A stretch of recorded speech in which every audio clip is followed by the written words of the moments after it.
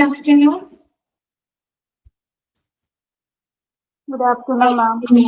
Okay, good afternoon.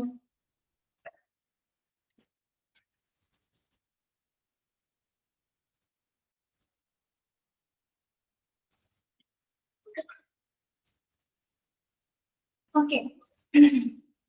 തുടങ്ങാം. അപ്പൊ ക്ലാസ്സിലെ കുട്ടികൾ കുറവാണല്ലോ, 10 പേരുള്ളല്ലോ. എന്തൊക്കെ മതിയായി എല്ലാവർക്കും?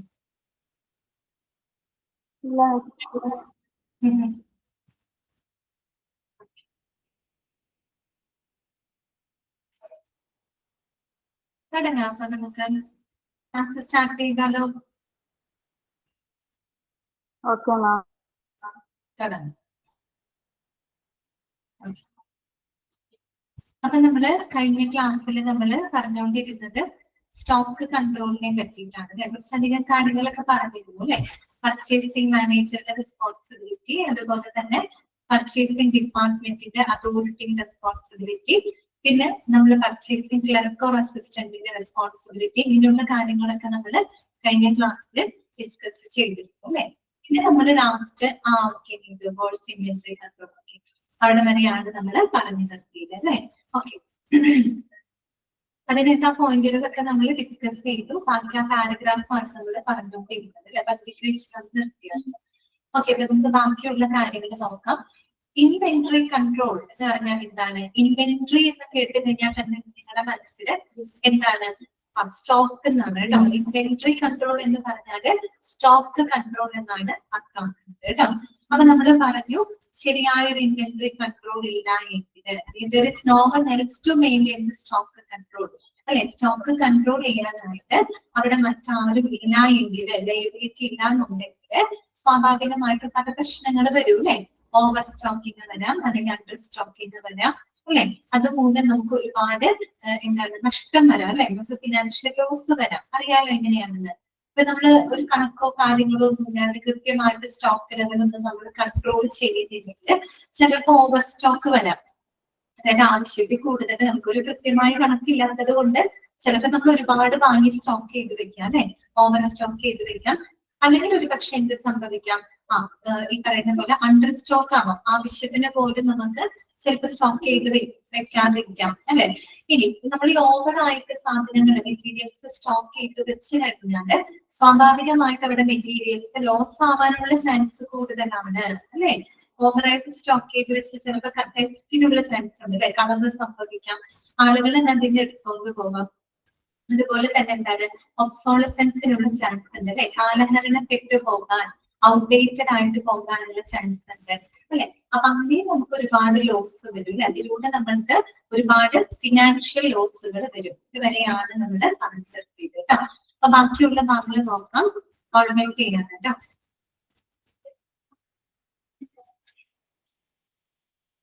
ശ്രദ്ധിക്കാം കേട്ടോ. പാരഗ്രാഫ് നോക്കാം.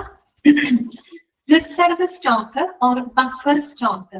എന്താണ് റിസർവ് സ്റ്റോക്ക്? ഇമ്പോർട്ടന്റ് ആണ് കേട്ടോ. അണ്ടർലൈൻ ചെയ്ത് വെക്കാം.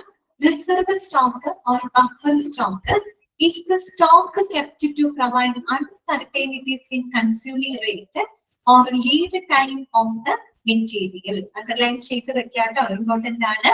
എന്താണ് റിസർവ് സ്റ്റോക്ക് അഥവാ മറ്റൊരു പേരും കൂടെ അതിനെ പറയും നമ്മൾ ബഫർ സ്റ്റോക്ക് എന്നാണ് പറയുക അല്ലെ. ആ പേരിന് നമുക്ക് മനസ്സിലാവും. റിസർവ് സ്റ്റോക്ക് ആണ്, റിസർവ് ചെയ്ത് വെക്കുകയാണ് അല്ലെ. എന്ന് വെച്ചാൽ നമ്മൾ എക്സ്ട്രാ കരുതി വെക്കുന്ന എന്തോ സ്റ്റോക്ക് ആണ്. അത് മനസ്സിലായല്ലോ നിങ്ങൾക്ക്? റിസർവ് ചെയ്ത് വെക്കാന്ന് വെച്ചാൽ എന്താ? നമ്മുടെ എക്സ്ട്രാ നമ്മൾ കരുതി വെക്കുന്ന സ്റ്റോക്ക് ആണ് അല്ലെ. ഇതിനല്ലേ നമ്മൾ റിസർവ് ചെയ്യാന്ന് പറയുന്നത്.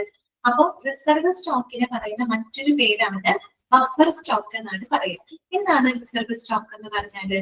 It is the stock kept to provide uncertainties in consuming rate or lead time of the material. അതായത് നമ്മൾ കരുതി വെക്കുന്ന ഒരു സ്റ്റോക്കാണ് കേട്ടോ. കരുതി വെക്കുന്ന സ്റ്റോക്കാണ്. എന്താണ്? ഇപ്പോ എന്തെങ്കിലും ഭാവിയിൽ അൺസർട്ടൈനിറ്റീസ് ഉണ്ടാവുകയാണ്, എന്തെങ്കിലും അനിശ്ചിതത്വങ്ങൾ സംഭവിക്കുകയാണെങ്കിൽ ആ സമയത്ത് പ്രൊവൈഡ് ചെയ്യുന്നതിന് വേണ്ടിയിട്ട് നമ്മൾ കരുതി വെക്കുന്ന ഒരു സ്റ്റോക്ക് ഉണ്ടല്ലോ, അതിനെയാണ് നമ്മൾ റിസർവ് സ്റ്റോക്ക് എന്ന് പറയുന്നത്. ക്ലിയർ ആയോ? അതായത് ഇതിൽ പറയുന്നു kept to provide uncertainties in consuming rate or lead time. ഇപ്പൊ കൺസ്യൂമിംഗ് റേറ്റിനോ അല്ലെങ്കിൽ ലീഡ് ടൈമിനകത്തൊക്കെ വരുന്ന എന്തെങ്കിലും അൺസർട്ടൈനിറ്റീസ്, അനിശ്ചിതത്വങ്ങൾ വരുന്ന സമയത്ത് പറയുന്നത് നമുക്ക് നമ്മൾ പ്രൊവൈഡ് ചെയ്യുന്നതിന് വേണ്ടിയിട്ട് കരുതി വെക്കുന്ന സ്റ്റോക്ക് ഉണ്ടല്ലോ, എക്സ്ട്രാ സ്റ്റോക്ക്, അതിനെയാണ് നമ്മൾ റിസർവ് സ്റ്റോക്ക്. എന്താണ് നമ്മൾ ഉദ്ദേശിക്കുന്നത്? അൺസർട്ടൈനിറ്റീസ് ആൻഡ് കൺസ്യൂമിംഗ് റേറ്റ് എന്ന് പറഞ്ഞാൽ എന്താണ്? ഞാനൊരു എക്സാമ്പിൾ പറഞ്ഞ് നമുക്ക് പെട്ടെന്ന് മനസ്സിലാവുന്നത്. അപ്പൊ ഞാന് ഒരു ബ്രെഡ് ഷോപ്പ് ഉണ്ടെന്ന് വിചാരിക്കാം, ബ്രെഡ് ഒക്കെ ഉണ്ടാക്കി വെക്കുന്ന ഒരു ഷോപ്പ് എനിക്ക് ഉണ്ടെന്ന് വിചാരിക്കാം.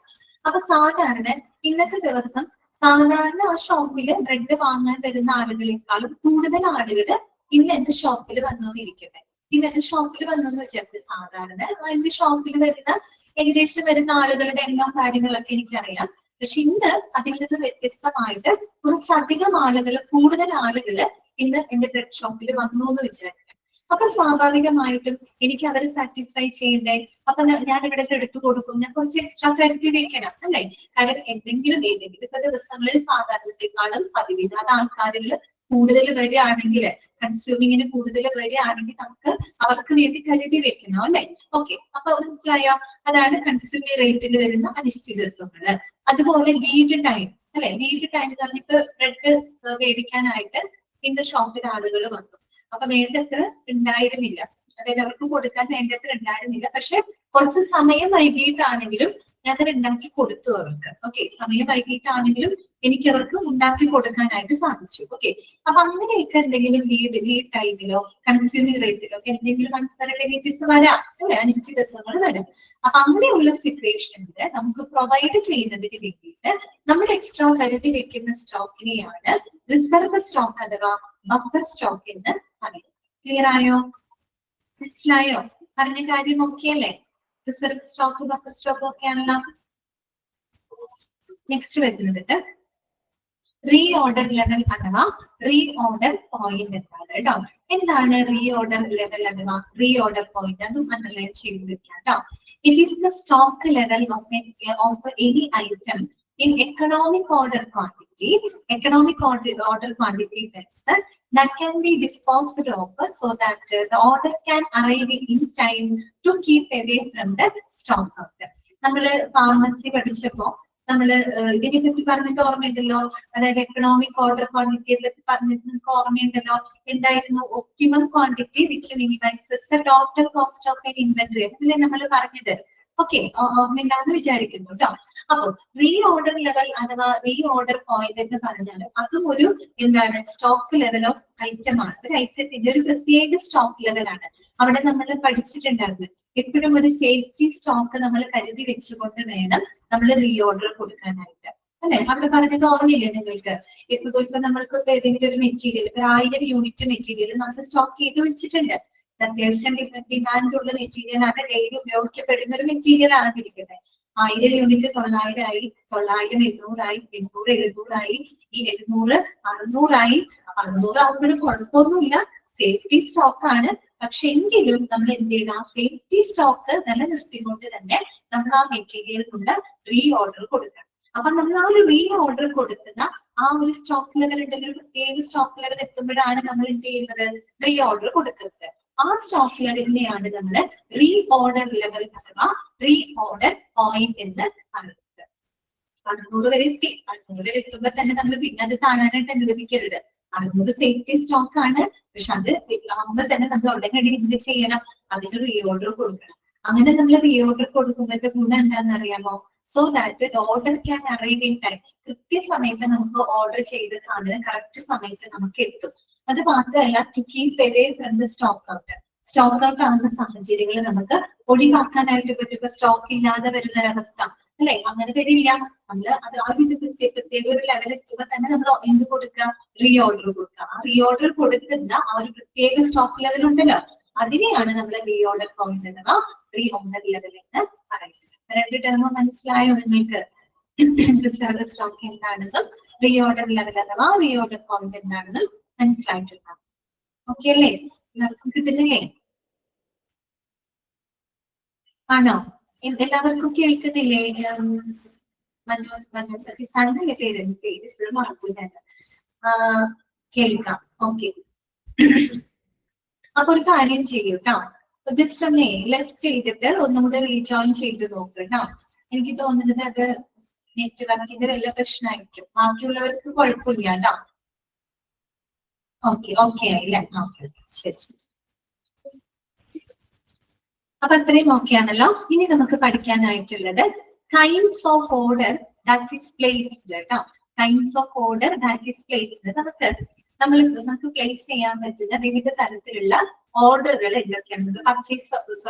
ഓർഡർ പ്ലേസ് ചെയ്യാറുണ്ടല്ലോ ഒരു സാധനങ്ങൾ വാങ്ങാനായിട്ട്. അപ്പൊ അത് പലതരത്തിൽ നമുക്ക് ഓർഡർ കൊടുക്കാം എന്നാണ് പറയുന്നത്. അതൊക്കെ ഇമ്പോർട്ടന്റ് ആണ്, എളുപ്പമാണ്, ഇമ്പോർട്ടന്റും ആണ് കേട്ടോ. Kinds of order that is placed കേട്ടോ. നമുക്ക് പ്ലേസ് ചെയ്യാൻ പറ്റുന്ന ഡിഫറെന്റ് കൈൻഡ്സ് ഓഫ് ഓർഡറുകൾ ഏതൊക്കെയാണ്? ഓക്കെ, അപ്പൊ 3 ടൈപ്പാണ് അവിടെ കൊടുത്തിരിക്കുന്നത്. ഫസ്റ്റ് വൺ വരുന്നത് സൈക്ലിക്കൽ. അവിടെ ഓർഡർ എന്നാണ് കേട്ടോ, ഓർഡർ എന്നാണ്. സൈക്ലിക്കൽ ഓർഡർ സിസ്റ്റം കേട്ടോ. സൈക്ലിക്കൽ ഓർഡർ സിസ്റ്റം എന്ന് കേൾക്കുമ്പോൾ നമുക്കൊന്ന് മനസ്സിലാവുമല്ലോ. സൈക്ലിക് എന്ന് പറയുമ്പോൾ എന്തായിരിക്കും? പീരിയോഡിക് ആയിട്ട് അല്ലെ, അതായത് ഒരു കൃത്യമായിട്ടുള്ള ഇടവേളകളിൽ ഇങ്ങനെ ആവർത്തിച്ച് വരുന്ന പോലെയാണ് അല്ലെ. അതെ, ഒരു നിശ്ചിത ഇടവേളകളിൽ നമ്മൾ ഓർഡർ പ്ലേസ് ചെയ്യുന്നതിനെയാണ് സൈക്ലിക്കൽ ഓർഡർ സിസ്റ്റം എന്ന് പറയുന്നത്. ഓക്കെ, കുഴപ്പമില്ലാണ്ട് ഇതില് തെറ്റായിട്ടാണ് കിടക്കുന്നത്. നിങ്ങളുടെ ടെക്സ്റ്റ് ബുക്കിൽ കറക്റ്റ് ആയിരിക്കും കേട്ടോ, കറക്റ്റ് ആയിട്ടാണ്. സൈക്ലിക്കൽ ഓർഡർ സിസ്റ്റം കേട്ടോ.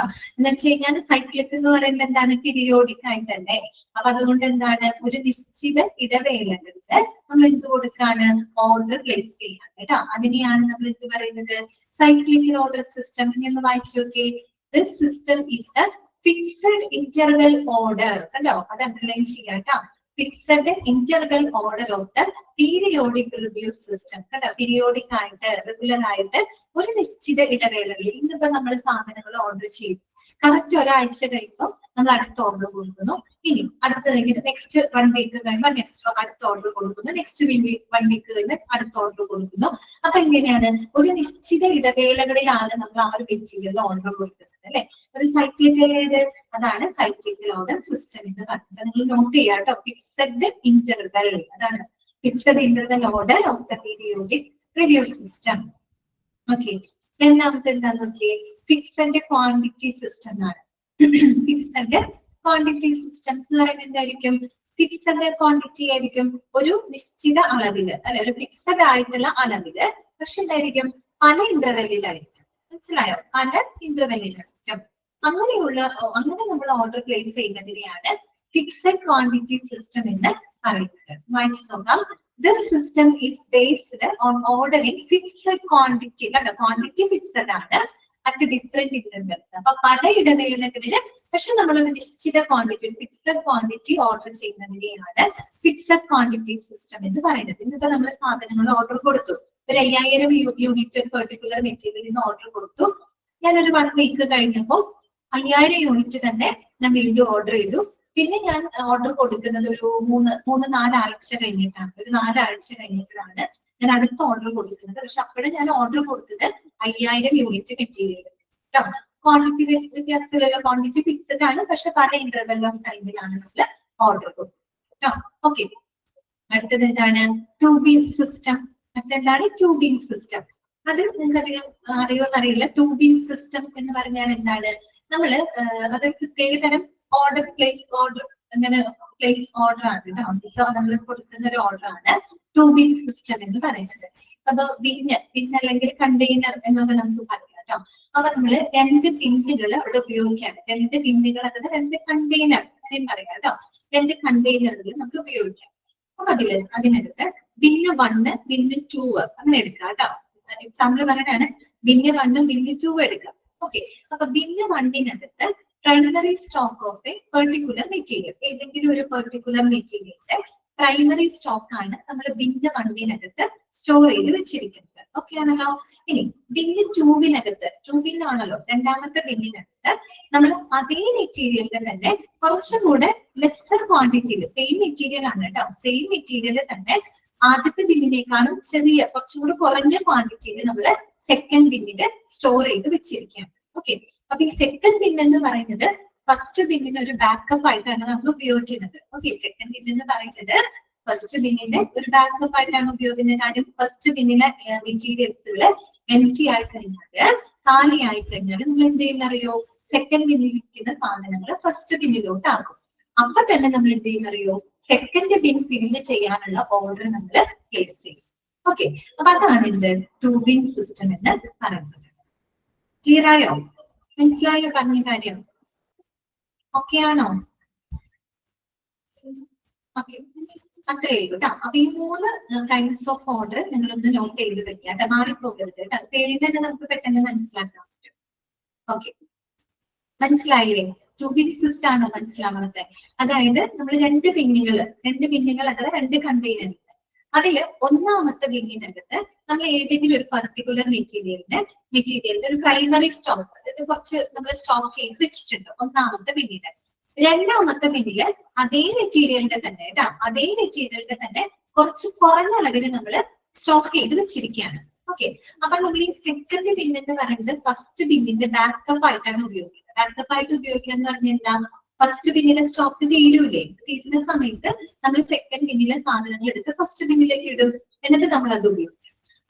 അതോടൊപ്പം തന്നെ നമ്മൾ എന്ത് ചെയ്യുന്നത്? സെക്കൻഡ് ബിന്നിലെ സാധനങ്ങൾ ഫസ്റ്റ് ബിന്നിലോട്ട് മാറ്റുന്നതോടൊപ്പം നമ്മൾ സെക്കൻഡ് ബിന്ന് നിറയ്ക്കാനുള്ള ഓർഡർ നമ്മൾ കൊടുക്കും. ഓക്കെ, മനസ്സിലായോ? അതാണ് എന്ത് ട്യൂബിംഗ് സിസ്റ്റം എന്ന് ഉദ്ദേശിക്കുന്നത്. ചിലക്ക് മനസ്സിലായോ? അത്രേ ഉള്ളൂ കേട്ടോ. ഇനി നോക്കാം. അപ്പൊ ഇങ്ങനെ 3 ടൈപ്പ് ഓർഡർ ഉണ്ടെന്നുള്ളത് ക്ലിയർ ചെയ്ത് വെക്കാം. ഇനി നോക്കട്ടെ, ഇനി വേറെ ചില കാര്യങ്ങളുണ്ട്.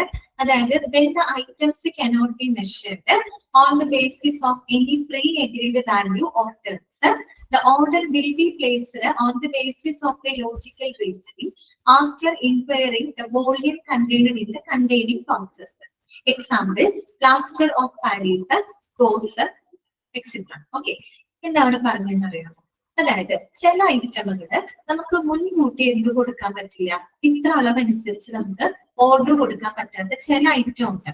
ചിലതൊക്കെ നമുക്ക് എണ്ണം പറയാം, അല്ലെങ്കിൽ ഇത്ര ഗ്രാം, അങ്ങനെയൊക്കെ നമുക്ക് വേണമെങ്കിൽ പറയാം. പക്ഷെ ചില ഐറ്റംസുകൾ നമുക്ക് മുൻകൂട്ടി നിശ്ചയിച്ച പ്രകാരം ഓർഡർ കൊടുക്കാനായിട്ട് പറ്റില്ല. അപ്പൊ അതിനൊരു എക്സാമ്പിൾ ഇവിടെ പറഞ്ഞിട്ടുണ്ട്. Plaster of Paris, goes. ഇപ്പൊ പ്ലാസ്റ്റർ ഓഫ് പാരീസ് എന്ന് പറയുന്നത് ഒരു പൗഡർ ആണ്. അതുപോലെ ഗോസ് എന്ന് പറഞ്ഞു കഴിഞ്ഞാല് നമ്മൾ ഈ എന്താ പറയാ മുറിവൊക്കെ സംഭവിച്ചിട്ട് ഡ്രസ് ചെയ്യില്ലേ, ആ ഡ്രസ് ചെയ്യുമ്പോ നമ്മൾ കെട്ടാൻ ഉപയോഗിക്കുന്ന തുണി നിങ്ങൾ കണ്ടിട്ടില്ലേ, ഇങ്ങനെ വല കുറച്ച് തുണി കണ്ടിട്ടില്ലേ, അതിനെയാണ് നമ്മൾ ഗോസ് എന്ന് പറയുന്നത് കേട്ടോ. അപ്പോ ഈ പ്ലാസ്റ്റർ ഓഫ് പാരീസ് പൗഡർ ആണ്. ഈ പൗഡർ നമുക്ക് ഇങ്ങനെ അളവ് പറയാൻ പറ്റും. നമുക്ക് ചിലപ്പോ ഒരു പാത്രത്തിൽ നമ്മൾ ഇട്ട് വെച്ചിട്ടുണ്ടാവും. അപ്പൊ നമ്മൾ പറയാം മുക്കാൽ ഭാഗം ഉപയോഗിച്ച് ഇനി കാഭാഗം മാത്രമേ എന്നിട്ട് ബാക്കിയുള്ളൂ. അങ്ങനെയല്ലേ നമുക്ക് അളവ് പറയാൻ പറ്റുള്ളൂ. അല്ലാണ്ട് ഒരു ഫിക്സഡ് അളവ് നമുക്ക് പറയാൻ പറ്റുമോ? പറയാൻ പറ്റില്ല. അതുപോലെ തന്നെയാണ് ഗോസ്, ആ തുണി നമുക്ക് അളവ് ഇങ്ങനെ ഇത്ര അളവ് അങ്ങനെ നമുക്ക് പറയാൻ പറ്റില്ല. ചില മെറ്റീരിയലുകൾ അങ്ങനെയുണ്ട് അല്ലെ. അപ്പോ അത്തരം മെറ്റീരിയലുകൾ നമ്മൾ എങ്ങനെ ഓർഡർ കൊടുക്കുന്ന അറിയാമോ? ആ മെറ്റീരിയലുകൾ നമ്മൾ എന്താണ് നിക്ഷേപിച്ചിട്ടുള്ള കണ്ടെയ്നർ ഉണ്ടല്ലോ, ആ കണ്ടെയ്നറിന്റെ വോള്യത്തിനനുസരിച്ച് ആ കണ്ടെയ്നറിന്റെ വോള്യം വെച്ചിട്ടാണ് നമ്മൾ എന്ത് ചെയ്യാം, ഓർഡർ നമ്മൾ പ്ലേസ് ചെയ്യും. ഓക്കെ, മനസ്സിലായോ? അതാണ് അവിടെ പറഞ്ഞിരിക്കുന്നത്. when the items cannot be measured on the basis of any pre-agreed value of terms, മുൻകൂട്ടി നിശ്ചയിച്ച പ്രകാരം നമുക്ക് എന്ത് ചെയ്യാൻ പറ്റില്ല, ഓർഡർ കൊടുക്കാനായിട്ട് പറ്റില്ല. അപ്പൊ എന്ത് ചെയ്യണം? Order will be placed on the basis of ഒരു ലോജിക്കൽ റീസണിംഗ് കൂടെ വേണം അല്ലെ, ഒരു ലോജിക്കൽ തിങ്കിങ് കൂടെ അവിടെ വേണം. After inquiring the volume contained in the containing boxes, ഇങ്ങനെയുള്ള മെറ്റീരിയലുകൾ ഇട്ട് വെച്ചിരിക്കുന്ന ബോക്സ് അഥവാ കണ്ടെയ്നർ, അത് ഉൾക്കൊള്ളുന്ന വോളിയം എത്രത്തോളം ഉണ്ട് അതിനെ ബേസ് ചെയ്തുകൊണ്ട് മാത്രമേ നമുക്ക് എന്ത് കൊടുക്കാൻ പറ്റുള്ളൂ, ഓർഡർ പ്ലേസ് ചെയ്യാനായിട്ട് സാധിക്കുള്ളൂ. ഓക്കെ, ഇത്രയേ ഉള്ളൂ. അതിനകത്ത് മനസ്സിലാക്കേണ്ട കാര്യം ഇത്രയേ ഉള്ളൂ. പല ടൈപ്പിലുള്ള ഓർഡറുകളാണ് നമ്മൾ പഠിച്ചത്. ഓക്കെ ആണോ? മനസ്സിലായോ?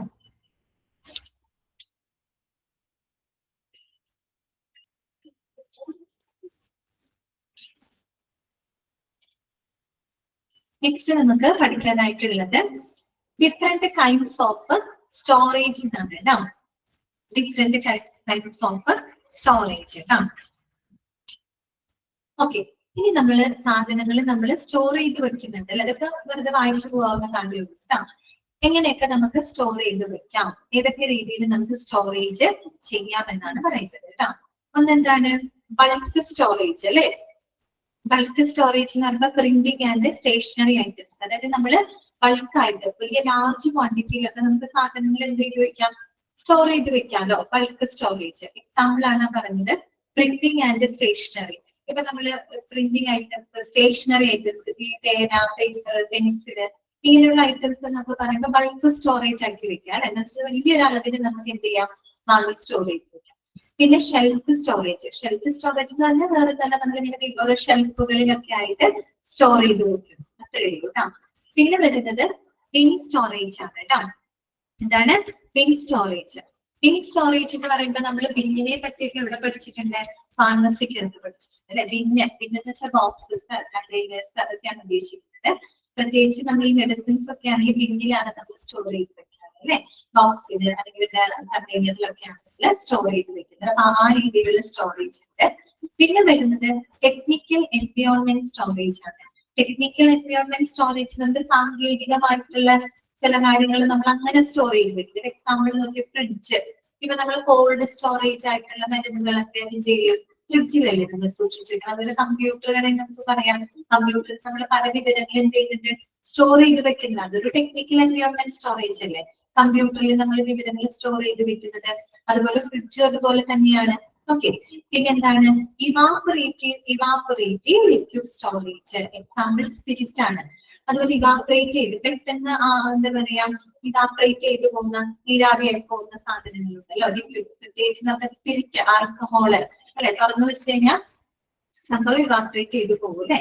അപ്പൊ അങ്ങനെയുള്ള വസ്തുക്കൾക്ക് നമുക്ക് പ്രത്യേകം സ്റ്റോറേജ് വേണം അല്ലെ. പിന്നെ എന്താണ് dangerous material storage. Example mercury and സിഡക്സ് ആണ് കേട്ടോ. ഡേഞ്ചറസ് മെറ്റീരിയൽ സ്റ്റോറേജ്, വളരെ അപകടകരമായിട്ടുള്ള മെറ്റീരിയൽസുകളുടെ സ്റ്റോറേജ്. എക്സാമ്പിൾ ഏതാ, മെർക്കുറി അല്ലെ, പോയ്സണിക് ആണ്, ടോക്സിക് ആണ് അല്ലെ, മെർക്കുറി. അതുപോലെ തന്നെ സിഡക്സ് എന്ന് പറയുന്നത് വളരെ എന്താ പറയാ, ഒരു ഹൈ പവർ ആയിട്ടുള്ള ഡിസ്ഇൻഫെക്റ്റന്റ് ആണ് കേട്ടോ. ഹൈ പവർ ആയിട്ടുള്ള ഹൈ ലെവൽ ഡിസ്ഇൻഫെക്റ്റന്റ് ആണ് കേട്ടോ. ഓക്കെ. പിന്നെ വരുന്നത് വൊളാറ്റൈൽ സ്റ്റോറേജ്. വൊളാറ്റൈൽ എന്ന് പറഞ്ഞാൽ പെട്ടെന്ന് വാതകമായിട്ടൊക്കെ മാറുന്ന വസ്തുക്കളിലെ അത് easily evaporated at standard temperature. അതായത് നമ്മുടെ സാധാരണ ടെമ്പറേച്ചറിൽ, റൂം ടെമ്പറേച്ചർ എന്ന് പറയില്ലേ, നോർമൽ ടെമ്പറേച്ചറിൽ തന്നെ വാതകമായിട്ട് മാറുന്ന ചില മെറ്റീരിയൽസുകൾ ഉണ്ട് അല്ലെ. അപ്പൊ അതിനെ നമുക്ക് പ്രത്യേകം എന്ത് ചെയ്ത് വെക്കണം, അതിനെ നമ്മൾ അങ്ങനെ ആവാതിരിക്കാൻ പ്രത്യേകം നമ്മൾ സ്റ്റോർ ചെയ്ത് വെക്കണം അല്ലെ. Okay, clear? വേറൊന്നുമില്ല, ഏതൊക്കെ രീതിയിലുള്ള സ്റ്റോറേജുകൾ ഉണ്ടെന്നാണ് ഇത് പറയുന്നത് കേട്ടോ. ബൾക്ക് സ്റ്റോറേജ് ഉണ്ട്, ഷെൽഫിൽ വെക്കുന്ന ഷെൽഫ് സ്റ്റോറേജ് എന്ന് പറയും. പിന്നെ bin storage, technical environment storage, fridge, computer ഒക്കെ എക്സാമ്പിൾ ആണ് കേട്ടോ. Evaporative liquid storage, for example spirit. Then dangerous material storage, example mercury and silicon. Then volatile materials in the storage. Easily evaporated at the standard temperature. Okay.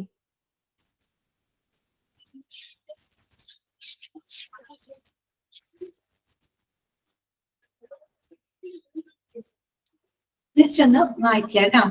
സിഡക്സ് solution ആണ്, disinfectant solution ആണെന്നോ, disinfectant solution high power ആയിട്ടുള്ളതാണേ. ഒരു minute കേട്ടോ, നിങ്ങൾ just ഒന്ന് വായിക്കാം, ഞാൻ ഇപ്പൊ വെക്കട്ടെ.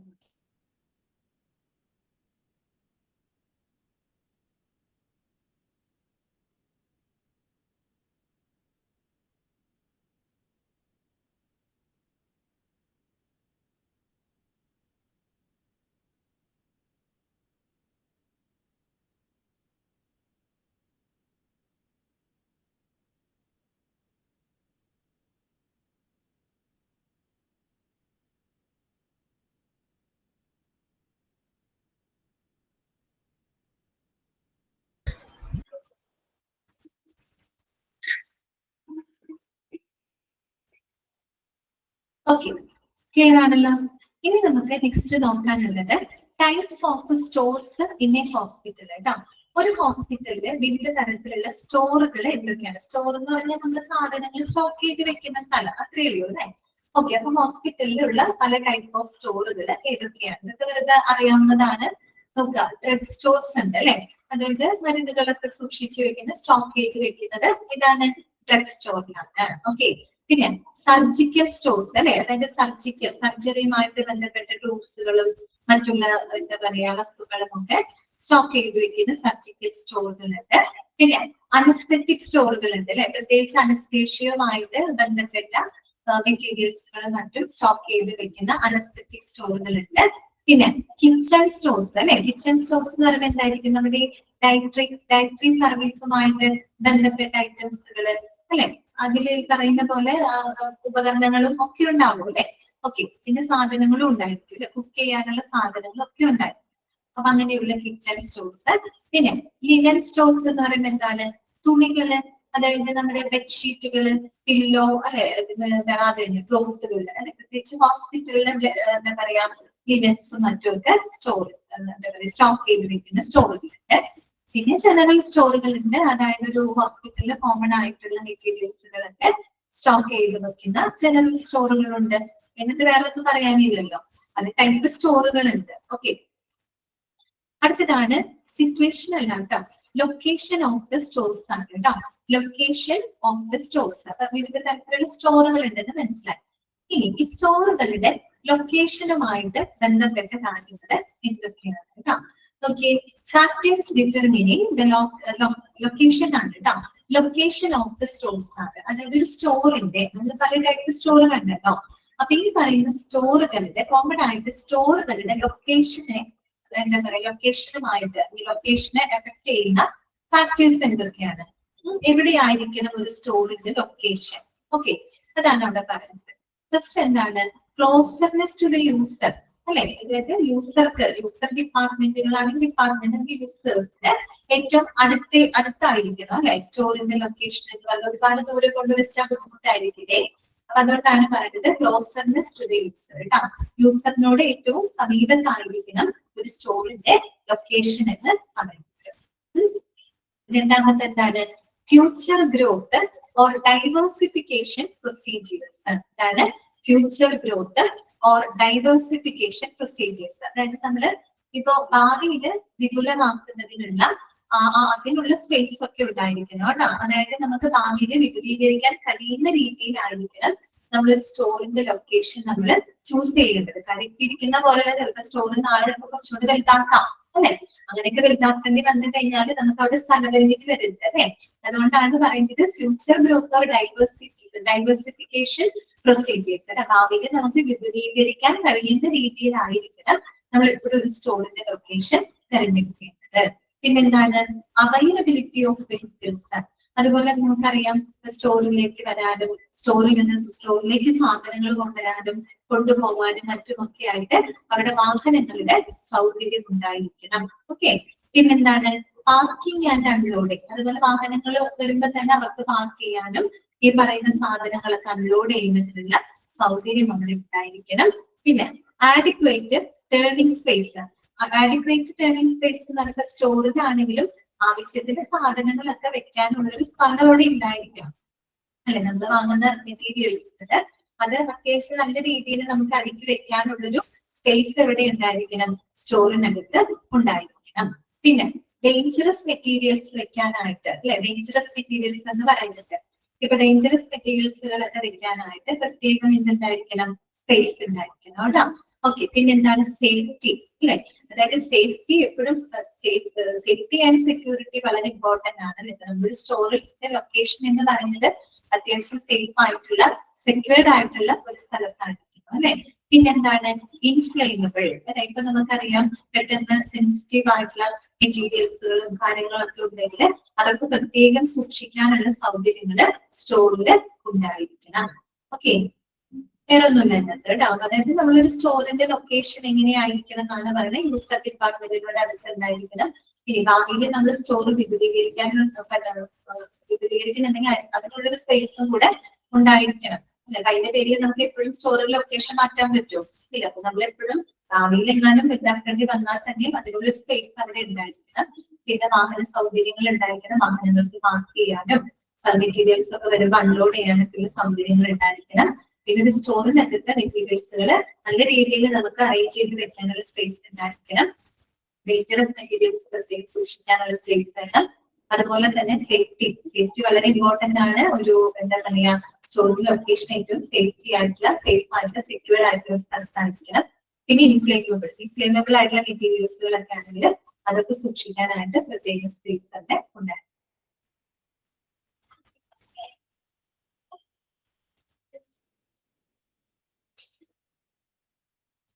ഇനി നെക്സ്റ്റ് നമുക്ക് പഠിക്കാനുള്ളത് documents or records kept in stores കേട്ടോ. ഓക്കെ, ഇങ്ങനെയുള്ള സ്റ്റോറുകളിൽ നമ്മൾ സൂക്ഷിക്കുന്ന അല്ലെങ്കിൽ നമ്മൾ മെയിൻറ്റെയിൻ ചെയ്യുന്ന ഡോക്യുമെന്റുകള് റെക്കോർഡുകള് എന്തൊക്കെയാണ് നോക്കാം കേട്ടോ. എന്തൊക്കെ റെക്കോർഡുകൾ അല്ലെങ്കിൽ എന്തൊക്കെ ഡോക്യുമെന്റുകളാണ് നമുക്ക് സ്റ്റോറിലുള്ളത് സൂക്ഷിക്കുന്നത് കേട്ടോ. ഫസ്റ്റ് വൺ എന്താണ്? സ്റ്റോർസ് മാനുവൽ അല്ലെ. സ്റ്റോർസ് മാനുവൽ ആ സ്റ്റോറിൽ എന്തൊക്കെ മെറ്റീരിയൽസും കാര്യങ്ങളും ഉണ്ട് എന്നതിനെ പറ്റിയുള്ള കൃത്യമായിട്ടുള്ളൊരു മാനുവൽ അവിടെ ഉണ്ടായിരിക്കും. പിന്നെ പർച്ചേസ് റിക്വസിഷൻ ഒക്കെ നമ്മൾ നേരത്തെ പഠിച്ചതാണ് അല്ലെ.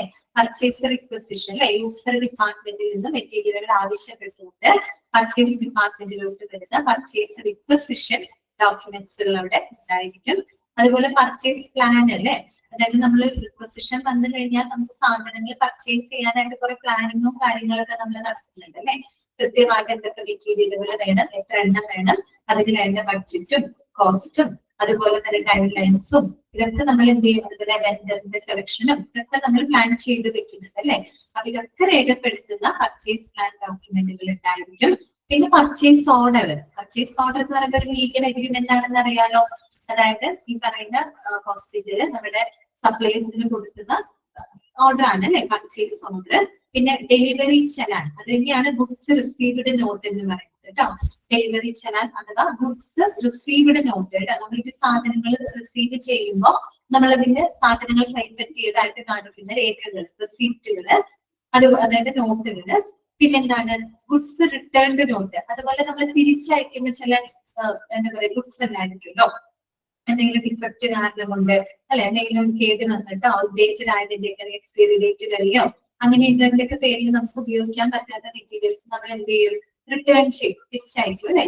അപ്പൊ അങ്ങനെയുള്ള കാര്യങ്ങൾ രേഖപ്പെടുത്തുന്ന ഗുഡ്സ് റിട്ടേൺഡ് നോട്ട്. പിന്നെ മെറ്റീരിയൽസ് റിക്വസിഷൻ നോട്ട് കേട്ടോ. മെറ്റീരിയൽസ് റിക്വസിഷൻ നോട്ട് എന്ന് പറയുമ്പോൾ നമ്മളൊരു സ്റ്റോറിൽ നിന്ന് അല്ലെങ്കിൽ ഒരു ഇൻവെന്ററിയിൽ നിന്ന് മെറ്റീരിയൽസുകൾ എടുക്കുന്നതിനുള്ള റിക്വസിഷൻ ആണ് കേട്ടോ. ഓക്കെ, നമ്മൾ അതായത് പർച്ചേസ് റിക്വസിഷൻ വേറെ, അത് യൂസർ ഡിപ്പാർട്ട്മെന്റ് പർച്ചേസ് ഡിപ്പാർട്ട്മെന്റിന് കൊടുക്കുന്ന മെറ്റീരിയൽ ആവശ്യപ്പെട്ട് കൊടുക്കുന്ന റിക്വസിഷൻ ആണ്. മെറ്റീരിയൽ റിക്വസിഷൻ നോട്ട് എന്ന് പറയുമ്പോൾ നമ്മൾ മെറ്റീരിയൽസ് നമ്മൾ എന്ത് ചെയ്യും? സ്റ്റോറിൽ കൊണ്ട് സ്റ്റോക്ക് ചെയ്ത് വെക്കും അല്ലെ. അപ്പൊ ആ ഒരു സ്റ്റോറിൽ നിന്ന് നമുക്ക് മെറ്റീരിയൽസ് ലഭിക്കുന്നതിന് നമ്മൾ കൊടുക്കുന്ന റിക്വസിഷൻ കേട്ടോ, മെറ്റീരിയൽ റിക്വസിഷൻ നോട്ട്. പിന്നെ ബിൻ കാർഡ്. ബിൻ കാർഡ് എവിടെ പഠിച്ചിട്ടുണ്ട്? ഫാർമസിയിൽ പഠിച്ചിട്ടുണ്ട് കേട്ടോ. അറിയാലോ, ബിൻ കാർഡ് എന്ന് പറയുമ്പോൾ കൃത്യമായിട്ട് ആ ട്രാൻസാക്ഷൻസ് ഒക്കെ നമുക്ക് ട്രാക്ക് ചെയ്യാനായിട്ട് സഹായിക്കുന്ന കാർഡാണ് അല്ലെ, ബിൻ കാർഡ്. അപ്പൊ അതിനകത്ത് നമ്മൾ എത്ര ക്വാണ്ടിറ്റി നമ്മൾ പർച്ചേസ് ചെയ്തു, അതിൽ എത്ര ക്വാണ്ടിറ്റി നമ്മൾ ഇഷ്യൂ ചെയ്തു, ബാക്കി എത്ര ക്വാണ്ടിറ്റി മെറ്റീരിയൽസ് ഉണ്ട്, അതിന്റെ റിമാർക്സും കാര്യങ്ങളും ഡേറ്റ് അടക്കം അതിനകത്ത് രേഖപ്പെടുത്തുന്നുണ്ട് അല്ലെ. ഓക്കെ, ബിൻ കാർഡ് ഉണ്ടായിരിക്കും. പിന്നെ സ്റ്റോർസ് ലെഡ്ജസ് അല്ലെ, ലെഡ്ജർ ലെഡ്ജസ് എന്നൊക്കെ പറഞ്ഞ കണക്ക് പുസ്തകങ്ങളും കാര്യങ്ങളൊക്കെയാണ് കേട്ടോ. സ്റ്റോറുമായിട്ട് ബന്ധപ്പെട്ട കണക്ക് പുസ്തകങ്ങളും കാര്യങ്ങളും. പിന്നെ ഡെഡ് സ്റ്റോക്ക് രജിസ്റ്റർ അല്ലെ, dead stock register. Dead means ഇവിടെ എന്താ ഉദ്ദേശിക്കുന്നത്? ഉപയോഗശൂന്യമായിട്ടുള്ളത്. ഉപയോഗശൂന്യം എന്ന് വെച്ചാൽ ഉപയോഗിക്കാൻ പറ്റാത്തത്, ഔട്ട്ഡേറ്റഡ് ആയിട്ടുള്ളത്, കേടുപാടുകൾ വന്നിട്ടുള്ള മെറ്റീരിയൽസുകൾ അല്ലെ, നമുക്ക് നോ ലോങ്ങർ യൂസബിൾ ആയിട്ടുള്ളത്, പിന്നീട് ഉപയോഗിക്കാൻ പറ്റാത്ത ഐറ്റംസുകളൊക്കെ ഉണ്ടാവുമല്ലോ. അങ്ങനെയുള്ള എത്ര മെറ്റീരിയൽസ് ഒക്കെ നമ്മൾ അവിടെ സ്റ്റോക്ക് ചെയ്ത് വെച്ചിട്ടുണ്ടെങ്കിൽ അതാണ് ഡെഡ് എന്ന് പറഞ്ഞത്. ഡെഡ് എന്ന് വെച്ചാൽ നമുക്കത് ഉപയോഗിക്കാൻ പറ്റില്ല. ഓക്കെ, നോ ലോങ്ങർ യൂസബിൾ ആണ്. അല്ലെങ്കിൽ ഡിഫക്റ്റ് കൊണ്ടായിരിക്കാം, അല്ലെങ്കിൽ ഔട്ട്ഡേറ്റഡ് ആയതിന്റെ പേരിലായിരിക്കാം, എന്തെങ്കിലും കാരണങ്ങളാവട്ടെ ഉപയോഗിക്കാൻ പറ്റാത്ത മെറ്റീരിയൽസുകളുടെ ആ സ്റ്റോക്കിനെ പറ്റിയിട്ട് രേഖപ്പെടുത്തുന്ന സ്റ്റോക്ക് രജിസ്റ്റർ കേട്ടോ. അതാണ് ഡെഡ് സ്റ്റോക്ക് രജിസ്റ്റർ എന്ന് പറയുന്നത്. ഇങ്ങനെയുള്ള കാര്യങ്ങളൊക്കെയാണ് ഒരു സ്റ്റോറിനകത്ത് നമ്മൾ കീപ്പ് ചെയ്ത് വെക്കുന്നത് കേട്ടോ. ഓക്കെ, ക്ലിയർ ആയോ? ഓക്കെ അല്ലേ?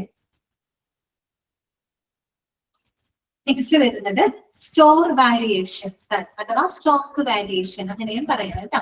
സ്റ്റോർ വാല്യുവേഷൻ എന്നും പറയും, സ്റ്റോക്ക് വാല്യുവേഷൻ. സ്റ്റോക്ക് ചെയ്ത് വെക്കുന്നത് സ്റ്റോറിലാണല്ലോ, സ്റ്റോറിലല്ലേ നമ്മൾ സ്റ്റോക്ക് ചെയ്ത് വെക്കുന്നത്. അപ്പൊ അതിന് രണ്ടും കറക്റ്റ് ആണ് കേട്ടോ. സ്റ്റോർ വാല്യുവേഷൻസ് എന്ന് പറയാം, അഥവാ സ്റ്റോക്ക് വാല്യുവേഷൻസ് എന്നും പറയാം. എങ്ങനെയൊക്കെയാണ് സ്റ്റോക്കിൽ വാല്യുവേഷൻസ് വരുന്നത്, എങ്ങനെയൊക്കെ സ്റ്റോക്കിൽ വ്യതിയാനങ്ങൾ വരാം എന്നാണ് പറയുന്നത് കേട്ടോ. റീസൺസ് നോക്കാം. ഒന്ന്, it is due to wrong entries. നമ്മൾ തെറ്റായിട്ട് എൻട്രി ചെയ്യുന്നതുണ്ടാവാം അല്ലെ. ഇപ്പൊ നമ്മൾ ഈ പറയുന്ന ബുക്സും സ്റ്റോക്കും കാര്യങ്ങളൊക്കെ നമ്മൾ ചെയ്യുമ്പോൾ കൃത്യമായിട്ട് കണക്കും കാര്യങ്ങളൊക്കെ രേഖപ്പെടുത്തി നമ്മൾ എൻട്രി ചെയ്ത് വെക്കണം അല്ലെ. അപ്പോ നമ്മൾ ചിലപ്പോൾ it is due to wrong entries, നമ്മൾ തെറ്റായ രീതിയിൽ എൻട്രി നടത്തുന്നത് മൂലം സ്റ്റോക്കിന് ചിലപ്പോൾ വേരിയേഷൻ വരാം അല്ലെ. ഓക്കെ, സ്റ്റോക്ക് വേരിയേഷൻ എന്ന് പറഞ്ഞാൽ ശരിക്കും ആക്ച്വൽ സ്റ്റോക്ക് ലെവലും നിലവിൽ നമ്മൾ റെക്കോർഡ് ചെയ്ത് വെച്ചിരിക്കുന്ന സ്റ്റോക്ക് ലെവലും തമ്മിലുള്ള ഒരു ഡിഫറൻസ് ആണ് അതാണ് ഉദ്ദേശിക്കുന്നത് കേട്ടോ. ആക്ച്വൽ സ്റ്റോക്ക് ലെവലും നമ്മൾ റെക്കോർഡിൽ എഴുതി വെച്ചിരിക്കുന്ന സ്റ്റോക്ക് ലെവലും ഉണ്ടല്ലോ, അത് തമ്മിലുള്ളൊരു വ്യത്യാസം, ഡിഫറൻസ്. അതാണ് അവിടെ സ്റ്റോക്ക് വേരിയേഷൻ എന്നതുകൊണ്ട് ഉദ്ദേശിക്കുന്നത്. അത് എന്തൊക്കെ കാരണങ്ങൾ കൊണ്ടുണ്ടാവാം? ഒന്ന്, it is due to wrong entries, നമ്മൾ തെറ്റായിട്ട് വിവരങ്ങൾ എൻട്രി ചെയ്യുന്നത് കൊണ്ട് വരാം. ചിലപ്പോൾ വന്നിരിക്കുന്നത് 5000 യൂണിറ്റ് ആയിട്ട് നമ്മൾ എൻട്രി ചെയ്ത് വന്നത് അത് ചിലപ്പോൾ മാറിപ്പോയിട്ടുണ്ടാവും. 5000 പേർക്ക് 4000 ആയിരിക്കും നമ്മൾ തെറ്റ് ചെയ്യുമ്പോൾ എൻട്രി ചെയ്തിട്ടുണ്ടാവും. അപ്പൊ സ്റ്റോക്കിൽ വാരിയേഷൻ വരില്ലേ? ഓക്കെ. പിന്നെന്താണ്? Shortage or over issue.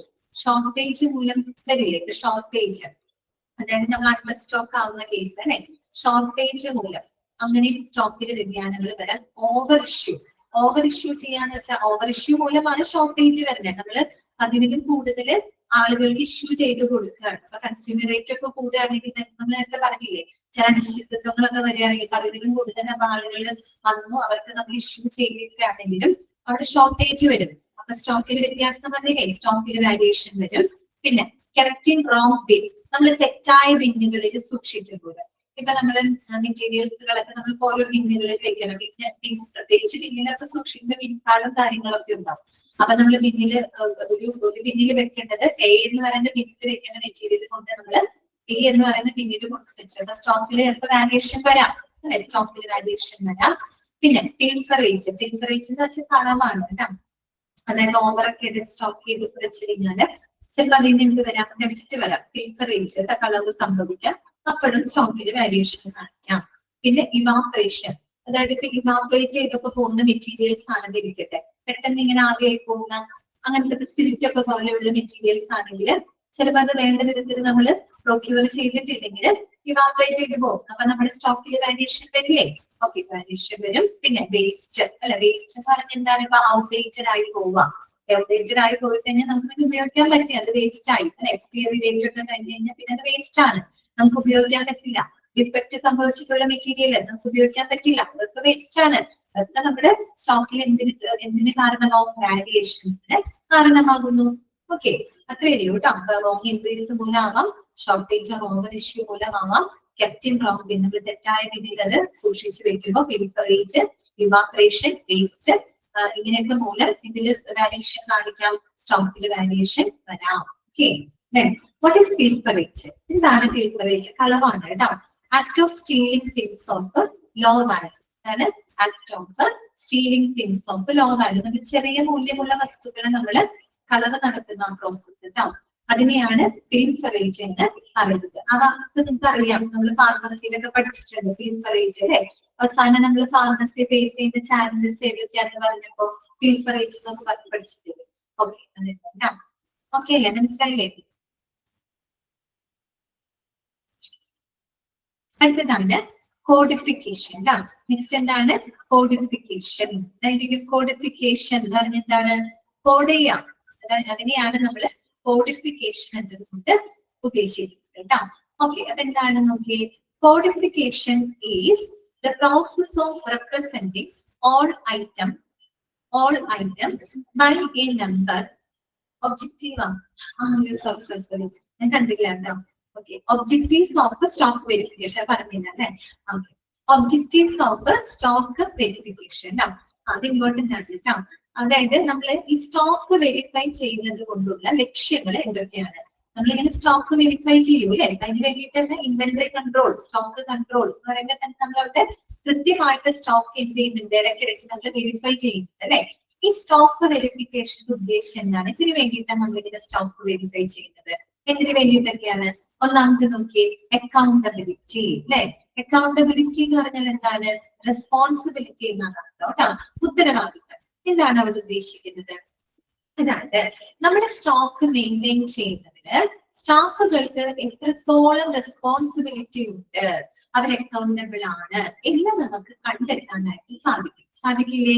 ഇടയ്ക്കിടയ്ക്ക് നമുക്ക് സ്റ്റോക്ക് വെരിഫൈ ചെയ്ത് കൃത്യമായിട്ടൊക്കെ സ്റ്റോക്ക് മെയിൻറ്റെയിൻ ചെയ്യുന്നുണ്ടെങ്കിൽ നമുക്ക് ഉറപ്പിക്കാം സ്റ്റാഫുകളൊക്കെ പ്രോപ്പർ ആയിട്ട് അത് ചെയ്യുന്നുണ്ട്. ഇനി അതല്ല, നമ്മൾ നോക്കുമ്പോൾ ഒരുപാട് വെരിഫൈ എന്താ പറയാ, സ്റ്റോക്ക് ഈ പറയുന്ന വാരിയേഷൻസ് കാണിക്കുന്നുണ്ടെങ്കിൽ അതിന്റെ അർത്ഥം എന്താണ്? സ്റ്റാഫുകള് അത്ര റെസ്പോൺസിബിൾ അല്ലാതെ ആയിരിക്കും അവര് അത് മാനേജ് ചെയ്യുന്നത് അറിയാൻ പറ്റും. അത് തന്നെയാണ് അവിടെ ഉദ്ദേശിക്കുന്നത്. അക്കൗണ്ടബിലിറ്റി, അതായത് സ്റ്റോക്ക് മെയിൻറ്റെയിൻ ചെയ്യുന്ന സ്റ്റാഫുകള് എത്രത്തോളം റെസ്പോൺസിബിൾ ആയിട്ട് അത് ചെയ്യുന്നുണ്ട് എന്ന് നമുക്ക് എന്ത് ചെയ്യാൻ പറ്റും? ഇവാലുവേറ്റ് ചെയ്യാനായിട്ട് സാധിക്കും. ഓക്കെ, രണ്ടാമത്തെ എന്താണ്? അക്യുറസി. കൃത്യത ഉറപ്പാക്കാൻ പറ്റും അല്ലെ? കൃത്യമായിട്ടുള്ള സ്റ്റോക്ക് ലെവലുകൾ നമ്മൾ റെക്കോർഡിൽ രേഖപ്പെടുത്തുന്നുണ്ട് എന്ന് ഉറപ്പുവരുത്താനായിട്ട് ഈ ഒരു വെരിഫിക്കേഷൻ നമ്മളെ സഹായിക്കും അല്ലെ? ഓക്കെ, പിന്നെ എന്താണ്? Observing of theft and പിൽഫറേജ്. അതുപോലെ തന്നെ നമുക്ക് തെഫ്റ്റ്, പിൽഫറേജ് അങ്ങനെയുള്ള പ്രശ്നങ്ങളെ നമുക്ക് ഒരു പരിധി വരെ പ്രിവെന്റ് ചെയ്യാൻ പറ്റും. ഇടയ്ക്കിടയ്ക്കൊക്കെ നമ്മൾ വെരിഫൈ ചെയ്യുമ്പോൾ അവിടെ തെഫ്റ്റ് ചെയ്യാൻപ്പെടാനും പിൽഫറേജിനൊക്കെയുള്ള ചാൻസ് നമുക്ക് പ്രിവെന്റ് ചെയ്യാനായിട്ട് പറ്റും അല്ലെ? നമുക്ക് കുറയ്ക്കാനായിട്ട് സാധിക്കും. ഓക്കെ, പിന്നെ എന്താണ്? Examining of systems. Examining of systems എന്ന് പറഞ്ഞാൽ examining of material management systems. നമ്മുടെ ഈ മെറ്റീരിയൽ മാനേജ്മെന്റ് സിസ്റ്റവുമായിട്ട് ബന്ധപ്പെട്ട പോരായ്മകള്, ബുദ്ധിമുട്ടുകള് അതൊക്കെ നമുക്ക് കൃത്യമായിട്ട് ഐഡന്റിഫൈ ചെയ്യാനായിട്ട് സാധിക്കും. ഓക്കെ, നമ്മൾ സ്റ്റോക്ക് ഒക്കെ ഇടയ്ക്കിടയ്ക്ക് വെരിഫൈ ചെയ്യുമ്പോൾ ഈ ഒരു സ്റ്റോക്ക് ഒക്കെ നമ്മൾ സ്റ്റോർ ചെയ്യുന്നതുമായിട്ട് ബന്ധപ്പെട്ട് എന്തൊക്കെ ബുദ്ധിമുട്ടുകൾ വരുന്നുണ്ട്, അല്ലെങ്കിൽ എന്തൊക്കെ ഡിഫക്റ്റുകൾ ഉണ്ട്, പോരായ്മകളുണ്ട്, ഇതൊക്കെ നമുക്ക് എന്ത് ചെയ്യാൻ പറ്റും? ഐഡന്റിഫൈ ചെയ്യാനായിട്ട് സാധിക്കും. അങ്ങനെ ഐഡന്റിഫൈ ചെയ്ത് കഴിഞ്ഞാൽ പിന്നെ നമുക്ക് അതിനനുസരിച്ച് നടപടികളും എടുക്കാൻ പറ്റും അല്ലെ? പിന്നെന്താണ്? റിവ്യൂ ഓഫ് സേഫ്റ്റി അല്ലെ? റിവ്യൂ ഓഫ് സേഫ്റ്റി, അതായത് സുരക്ഷിതത്വം നമുക്ക് ഉറപ്പുവരുത്താനായിട്ട് സാധിക്കും. ഇടയ്ക്കിടയ്ക്ക് വെരിഫൈ ചെയ്യുമ്പോൾ നമുക്ക് എന്ത് ചെയ്യാൻ പറ്റും? ഇതെല്ലാം വളരെ സേഫ്റ്റിയാണ്, സേഫ് ആൻഡ് സെക്യൂർഡ് ആയിട്ട് നമ്മൾ സ്റ്റോക്ക് ചെയ്ത് വെച്ചിട്ടുണ്ട്, വേറെ ബുദ്ധിമുട്ടുകളൊന്നുമില്ല, വേറെ പ്രശ്നങ്ങളൊന്നും ഇല്ല എന്നുള്ളത് നമുക്ക് എന്ത് ചെയ്യാനായിട്ട് സാധിക്കും? ഉറപ്പുവരുത്താനായിട്ട് സാധിക്കും അല്ലെ? ഇത് നമുക്ക് സ്റ്റോക്ക് ചെയ്യുന്ന മെറ്റീരിയൽ എന്ന് വെച്ചാൽ പല ടൈപ്പ് മെറ്റീരിയലുകൾ ഉണ്ട് അല്ലെ? വോളാറ്റൈൽ മെറ്റീരിയൽ ഉണ്ട്, ഇൻഫ്ലേമബിൾ മെറ്റീരിയൽ ഉണ്ട്, ഇങ്ങനെയൊക്കെയുള്ള മെറ്റീരിയലുകൾ, അതുപോലെ ഡേഞ്ചറസ് മെറ്റീരിയൽസ് ഒക്കെ ഉണ്ട് അല്ലെ? ഇതൊക്കെ നമ്മൾ ഇടയ്ക്കിടയ്ക്ക് വെരിഫൈ ചെയ്യുമ്പോൾ നമുക്ക് സേഫ്റ്റി ഉറപ്പുവരുത്താൻ പറ്റും അല്ലെ? വേറെ പ്രശ്നങ്ങളൊന്നുമില്ല, സേഫ് ആൻഡ് സെക്യൂർഡ് ആണെന്ന് ഉറപ്പുവരുത്താനായിട്ട് സാധിക്കും. അപ്പൊ ഇതൊക്കെയാണ് ഒരു സ്റ്റോക്ക് വെരിഫിക്കേഷൻ കൊണ്ട് നമ്മൾ ലക്ഷ്യമിടുന്ന കാര്യങ്ങൾ. ഇതൊക്കെയാണ് കേട്ടോ. ക്ലിയർ ആയോ? 5 പോയിന്റ് ഓക്കെ ആണോ? മനസ്സിലായോ? ക്ലിയർ ആണ്. ഇനിയാണ് കോഡിഫിക്കേഷൻ. കോഡ് ചെയ്യാം, അത്രയേ ഉള്ളൂ കേട്ടോ. Codification is the process of representing all items by a number or alphabet. Okay, the digit of which shows the group, the subgroup, the type and the magnitude of the item. Underline ചെയ്തു വെച്ചോട്ടാ. എന്താണ് codification? Codification എന്ന് പറഞ്ഞാൽ എന്താ? നമ്മളൊരു ഐറ്റത്തിനെ code ചെയ്യാണ്. എന്ത് വെച്ച് code ചെയ്യും? ഒന്നെങ്കിൽ ലെറ്റേഴ്സ് വെച്ച് കോഡ് ചെയ്യും, അല്ലെങ്കിൽ നമ്മൾ നമ്പർ വെച്ച് കോഡ് ചെയ്യും അല്ലെ? ആ ഒരു പ്രോസസ്സിനെയാണ് നമ്മൾ കോഡിഫിക്കേഷൻ എന്നതുകൊണ്ട് ഉദ്ദേശിക്കുന്നത്. Okay, our codification is the process of representing all item by a number or alphabet, the digits of which shows the group, subgroup, type, magnitude. അതായത് ആ ഒരു ഐറ്റത്തിനെ നമ്മൾ റെപ്രസെന്റ് ചെയ്യാന്ന് പറഞ്ഞാൽ ആ ഒരു ഐറ്റം ഏത് ഗ്രൂപ്പിൽ പെടുന്നതാണ് അല്ലെ? ഏത് ഗ്രൂപ്പിൽ പെടുന്നോ, അല്ലെങ്കിൽ ഏത് സബ് ഗ്രൂപ്പിലാണ് അത് പെടുന്നത്, അത് എന്ത് ടൈപ്പ് മെറ്റീരിയൽ ആണ്, ഇനി ആ മെറ്റീരിയലിന്റെ മാഗ്നിറ്റ്യൂഡ്, അതായത് അതിന്റെ സൈസ്, അതിന്റെ അളവ്, ക്വാണ്ടിറ്റി, അങ്ങനെയുള്ള കാര്യങ്ങളൊക്കെ നമ്മൾ ഈ പറയുന്ന ഡിജിറ്റുകള്, നമ്പറുകള് അല്ലെങ്കിൽ ആൽഫബറ്റ് ഉപയോഗിച്ച് കോഡ് ചെയ്യുന്ന പ്രോസസ്സ്. ഒരു എക്സാമ്പിൾ, ഇപ്പൊ ഒരു മെറ്റീരിയൽ അത് ഏത് ഗ്രൂപ്പിൽ പെടുന്നു? ഇപ്പൊ മെഡിക്കൽ സപ്ലൈസ് എന്ന് പറയുന്ന ഗ്രൂപ്പാണ്, അതായത് മെഡിക്കൽ മെറ്റീരിയൽസ് ആണ്, മെഡിക്കൽ സപ്ലൈസ് അങ്ങനെ ഒരു ഗ്രൂപ്പിലാണ്. ഇനി അത് ഏത് സബ് ഗ്രൂപ്പിൽ പെടുന്നു? മെഡിക്കൽ സപ്ലൈസ് തന്നെ പല ടൈപ്പ് സാധനങ്ങളില്ലേ? സർജിക്കൽ ടൂൾസ് ആണ്. ഓക്കെ, സർജിക്കൽ ടൂൾസ് ആണ് എന്നുള്ളത്. പിന്നെ ഏത് ടൈപ്പ് സർജിക്കൽ ടൂൾ തന്നെ, ഏത് സർജിക്കൽ ടൂൾസ്, വല്ല സ്കാൽപ്പൽ ആണോ അതുപോലെ സിസേഴ്സ് ആണോ, അത് ഏത് ടൈപ്പ് ആണ്, ഇനി അതിന്റെ മാഗ്നിറ്റ്യൂഡ്, അത് എത്ര എണ്ണം, അല്ലെങ്കിൽ അതിന്റെ വലിപ്പം, അങ്ങനെയുള്ള കാര്യങ്ങളൊക്കെ നമ്മളൊരു ലെറ്ററോ അല്ലെങ്കിൽ ആൽഫബറ്റോ ഉപയോഗിച്ച് കോഡ് ചെയ്യുന്ന process, that is called codification. Okay, ഇനി കോഡിഫിക്കേഷൻ ഓഫ് സിസ്റ്റംസ്. പല ടൈപ്പ് കോഡിഫിക്കേഷൻസ് ഉണ്ട്. ഏതൊക്കെയാണ്? ഇങ്ങനത്തെ ഒരു 6 എണ്ണം കൊടുത്തിട്ടുണ്ട് കേട്ടോ. 6 എണ്ണം കൊടുത്തിട്ടുണ്ട്. ഇപ്പോണ് ഒന്നാമത്തെ എന്താണ്? Numerical codification system. എന്താണ് ന്യൂമറിക്കൽ കോഡിഫിക്കേഷൻ സിസ്റ്റം? ന്യൂമറിക് എന്ന് പറയുമ്പോൾ എന്താ? നമ്പർ ഉപയോഗിച്ച് നമ്മൾ കോഡ് ചെയ്യുന്നു, അത്രയേ ഉള്ളൂ കേട്ടോ. Providing numbers to understand the groups in a stock. Stock ആണ് കേട്ടോ, സ്റ്റോൺ അല്ല സ്റ്റോക്ക്. എക്സാമ്പിൾ 0 to 99 വരെ സർജിക്കൽ ഐറ്റംസ്. അതായത് നമ്മൾ നമ്പേഴ്സ് ഉപയോഗിച്ചുകൊണ്ട് നമ്മൾ എന്ത് ചെയ്യാണ്? ആ ഒരു സ്റ്റോക്കിലെ ചില ഐറ്റത്തിന് നമ്മൾ എന്ത് കൊടുക്കുകയാണ്? കോഡ് ചെയ്യാണ്. ഒരു എക്സാമ്പിൾ ആണ് അവിടെ പറഞ്ഞത്. 0 തൊട്ട് 99 വരെ നമ്മൾ കോഡ് ചെയ്തിട്ടുണ്ട്. ആ കോഡിൽ വരുന്ന എല്ലാ ഐറ്റംസ് എന്താണ്? സർജിക്കൽ ഐറ്റംസ് ആണ്. ഓക്കെ, അടുത്തതാണ് ആൽഫബറ്റിക്കൽ. ആൽഫബറ്റിക്കൽ എന്ന് പറയുമ്പോൾ എന്തായിരിക്കും? ലെറ്റർ ഉപയോഗിച്ചുകൊണ്ട് നമ്മൾ കോഡ് ചെയ്യുന്നു, അത്രയും. Alphabets are used to codify the materials അല്ലെ. മെറ്റീരിയൽസ് കോഡ് ചെയ്യാനായിട്ട് നമ്മൾ എന്ത് ഉപയോഗിക്കുന്നു? ആൽഫബറ്റ് ഉപയോഗിക്കുന്നു. അത് ശ്രദ്ധിക്കണം. ഫസ്റ്റ് 3 ലെറ്റേഴ്സ് ആണ് നമ്മൾ യൂസ് ചെയ്യാണ്ട്. അവിടെ 2 ലെറ്റർ കൊടുത്തിട്ടുള്ളൂ. SUR എന്നാണ് സർജിക്കൽ എന്ന് സൂചിപ്പിക്കാൻ. SUR ആദ്യത്തെ 3 ലെറ്റേഴ്സ് ആണ് നമ്മൾ എന്തായിട്ട് ഉപയോഗിക്കാം? കോഡായിട്ട് ഉപയോഗിക്കാം. അല്ലെ, sur for the word surgical SUR എന്ന് കേട്ടോ. ഓക്കെ, അടുത്തതാണ് alpha numerical system. Alpha numerical system. ആൽഫബറ്റിന്റെ ആൽഫയുണ്ട്, നമ്പേഴ്സിന്റെ ന്യൂമറിക്കൽ ഉണ്ട്. അപ്പൊ അതിന്റെ അടുത്ത് എന്താ? 2 ഉപയോഗിക്കും, ലെറ്റേഴ്സ് ഉപയോഗിക്കും, നമ്പേഴ്സ് ഉപയോഗിക്കും. 2 ഒരുമിച്ച് ഉപയോഗിച്ചുകൊണ്ട് നമ്മൾ കോഡ് ചെയ്യുന്നു. ഓക്കെ, അതാണ് എന്ത്? ആൽഫ ന്യൂമറിക്കൽ സിസ്റ്റം എന്ന് പറയുന്നത്. ഓക്കെ, അപ്പൊ നോക്കിയേ, it is the combination of alphabetical and numerical systems. Use alphabets to show the main group and numbers for the subgroup or vice versa. അതെങ്ങനെ വേണമെങ്കിലും ഉപയോഗിക്കാം. നമുക്ക് രണ്ടും കമ്പൈൻ ചെയ്തുകൊണ്ട് നമുക്ക് ഉപയോഗിക്കാം. ഒന്നുകിൽ മെയിൻ ഗ്രൂപ്പിനെ റെപ്രസെന്റ് ചെയ്യാൻ നമുക്ക് ആൽഫബറ്റ് ഉപയോഗിക്കാം, സബ് ഗ്രൂപ്പിനെ റെപ്രസെന്റ് ചെയ്യാൻ നമുക്ക് നമ്പർ ഉപയോഗിക്കാം. അല്ലെങ്കിൽ അത് തിരിച്ചാലും മതി കേട്ടോ. മെയിൻ ഗ്രൂപ്പിനെ റെപ്രസെന്റ് ചെയ്യാൻ നമ്പറും, സബ് ഗ്രൂപ്പിനെ റെപ്രസെന്റ് ചെയ്യാനായിട്ട് എന്ത് ഉപയോഗിക്കാം? ആൽഫബറ്റ് ഉപയോഗിക്കാം. അതെങ്ങനെയാന്ന് വെച്ചാൽ ആ രീതിയിൽ എന്തായാലും രണ്ടിന്റെ കോമ്പിനേഷൻ ആയിട്ട് കോഡ് ചെയ്യുന്ന രീതിയാണ് ആൽഫ ന്യൂമറിക്കൽ സിസ്റ്റം എന്ന് പറയുന്നത്. ഇതൊക്കെ പിന്നെ നമുക്ക് അറിയാവുന്നതാണ്. പിന്നെ അടുത്ത് എന്താണ്? Decimal system. ഡെസിമൽ സിസ്റ്റം എന്ന് പറയുമ്പോൾ നമ്മൾ ഫ്രാക്ഷൻ ആയിട്ട്, പോയിന്റ് ആയിട്ട് നമ്മൾ റെപ്രസെന്റ് ചെയ്യണ്ടേ, അതാണ് ഉദ്ദേശിക്കുന്നത്. It is the use of decimal to represent items. Example നോക്കിയാൽ 50.1432 പോയിന്റ് ഉണ്ടാവും. അപ്പൊ അങ്ങനെ ഡെസിമൽ സിസ്റ്റംസ് ഉപയോഗിച്ചുകൊണ്ട് നമുക്ക് കോഡ് ചെയ്യാവുന്നതാണ്. ഓക്കെ, പിന്നെ അടുത്തത് എന്താണ്? Kodak system. കൊഡാക് എന്നൊക്കെ പെട്ടെന്ന് ക്യാമറയാണോ എന്ന് വരുന്നത് അല്ലെ. ഓക്കെ, അപ്പൊ കൊഡാക് സിസ്റ്റം എന്ന് പറയുന്നത് ഇതാണ്. Using 10 digits to represent an item.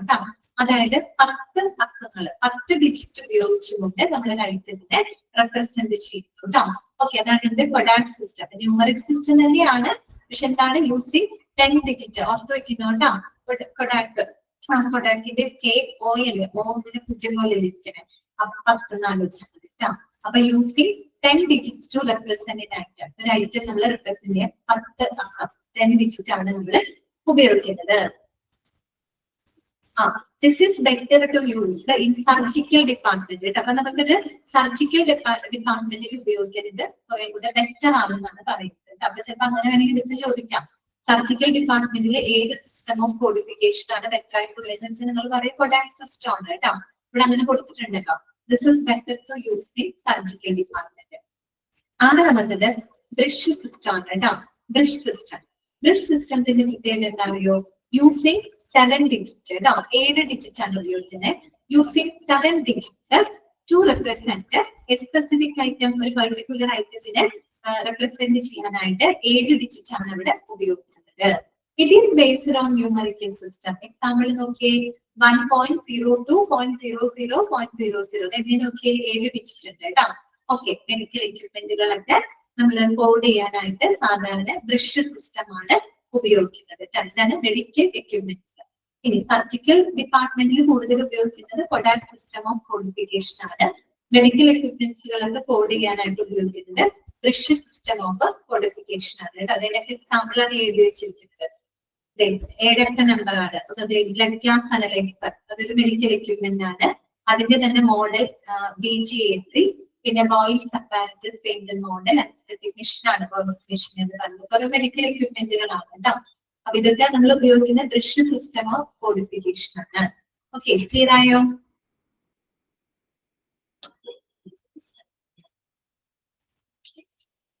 Next വരുന്നതാണ് classification of inventory control. Okay, classification of inventory control. നമ്മൾ ഇത്രയും നേരം ഇൻവെന്ററി കൺട്രോളിനെ പറ്റി പഠിച്ചല്ലേ, സ്റ്റോക്ക് കൺട്രോൾ ഏരിയയെ പറ്റിയിട്ട് നമ്മൾ പഠിച്ചു.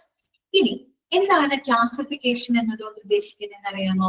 ക്ലാസിഫിക്കേഷൻ ഓഫ് ഇൻവെന്ററി കൺട്രോൾ എന്ന് പറഞ്ഞിരിക്കുന്നത് നമ്മൾ ഈ പറയുന്ന സ്റ്റോക്ക് ഉണ്ടല്ലോ, ആ സ്റ്റോക്കുകളെ, അതായത് പ്രത്യേകിച്ച് സ്റ്റോക്ക് ഐറ്റംസ്, സ്റ്റോക്ക് ഐറ്റംസുകള്, സ്റ്റോക്ക് മെറ്റീരിയലുകളെ കാറ്റഗറൈസ് ചെയ്യാനായിട്ട്, മാനേജ് ചെയ്യാനായിട്ട്, ട്രാക്ക് ചെയ്യാനായിട്ട് നമ്മൾ ചില മെത്തേഡുകളാണ് കേട്ടോ. ചില മെത്തേഡുകൾ, അതാണ് അവിടെ ക്ലാസിഫിക്കേഷൻ എന്ന് പറഞ്ഞ് കൊടുത്തിരിക്കുന്നത് കേട്ടോ. ഇൻവെന്ററി കൺട്രോൾ, അതായത് നമ്മുടെ ഈ സ്റ്റോക്ക് ഐറ്റംസുകളെ കാറ്റഗറൈസ് ചെയ്യാനും അതുപോലെ തന്നെ അത് എന്താണ് മാനേജ് ചെയ്യാനും ട്രാക്ക് ചെയ്യാനുമായിട്ട് നമ്മൾ ഉപയോഗിക്കുന്ന പല മെത്തേഡുകൾ, സിസ്റ്റംസുകൾ, അതിനെയാണ് നമ്മൾ എന്ത് പറയുന്നത്, ഇവിടെ പറയുന്ന ക്ലാസിഫിക്കേഷൻ. അത് ചില ക്രൈറ്റീരിയനെ ബേസ് ചെയ്തിട്ടാണ് നമ്മൾ കാറ്റഗറൈസ് ചെയ്യുന്നത്. എല്ലാം ഒരുപോലെയല്ല, ചില ക്രൈറ്റീരിയകളെ ബേസ് ചെയ്തുകൊണ്ടാണ് കാറ്റഗറൈസ് ചെയ്യുന്നത്. ബികോമോ എംകോമോ ഒക്കെ പഠിച്ച ആൾക്കാർക്ക് ഇത് പെട്ടെന്ന് മനസ്സിലാവും കേട്ടോ. കോമേഴ്സ് ഒക്കെ പഠിച്ച ആൾക്കാർക്ക് ഇത് അറിയുണ്ടാവും. ഓക്കെ, അപ്പൊ നമുക്ക് നോക്കാം കേട്ടോ. അതിനകത്തെ 10 ഉണ്ട് കേട്ടോ. 10 നമുക്ക് പഠിക്കാനുണ്ട്. ഫസ്റ്റ് നോക്കാം. ഒന്നാമത്തെ എന്താണെന്നറിയോ? ക്ലാസിഫിക്കേഷൻ ABC അനാലിസിസ് എന്ന് പറയും കേട്ടോ.